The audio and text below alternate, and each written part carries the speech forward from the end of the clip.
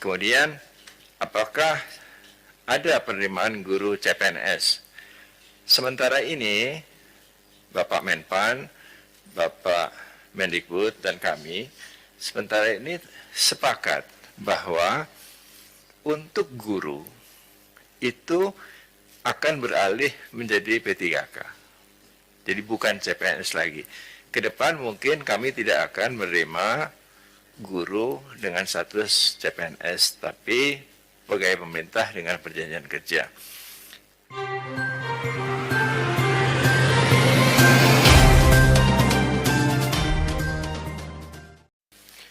Untuk seleksi CPNS tahun 2021 ini, memang kami merencanakan dengan Menpan untuk bisa melaksanakan, karena memang ada kebutuhan untuk itu.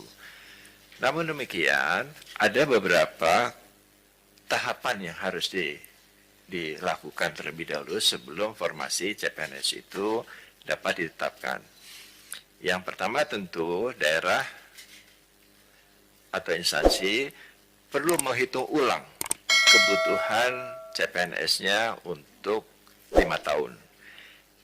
Setelah mereka mengetahui kebutuhan untuk 5 tahun itu, mereka membaginya dalam periode tahunan. Jadi tidak sekedar hanya membagi 5, tapi berapa tahun pertama, berapa tahun kedua, sampai tahun kelima. Nah, kenapa itu diperlukan? Karena saat ini banyak sekali CPNS atau PNS yang meminta pindah lokasi, sehingga kebutuhan di masing-masing tentu menjadi berubah dan berbeda. Nah, hanya jika teman-teman instansi telah menyampaikan formasi itu kepada Kemenpan RB, kami baru bisa menetapkan formasinya, berapa jumlahnya. Dan itu diperkirakan formasi itu Mei sudah dapat ditetapkan. Kenapa begitu? Karena untuk pelaksanaan tesnya diperlukan waktu paling lambat bulan Juni sudah harus dimulai, agar bulan Desember sudah bisa diselesaikan seluruh prosesi seleksi CPNS-nya. Nah, SKD tetap akan dilakukan bersama juga dengan SKB.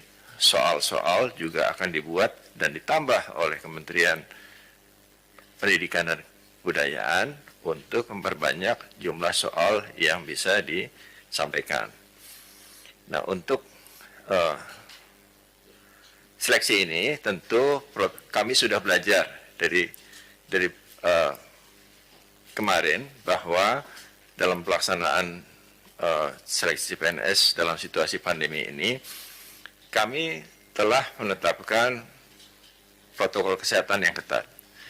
Dan dari keseluruhan proses di semua daerah, tidak ada satupun yang tertular atau menjadi klaster baru COVID-19.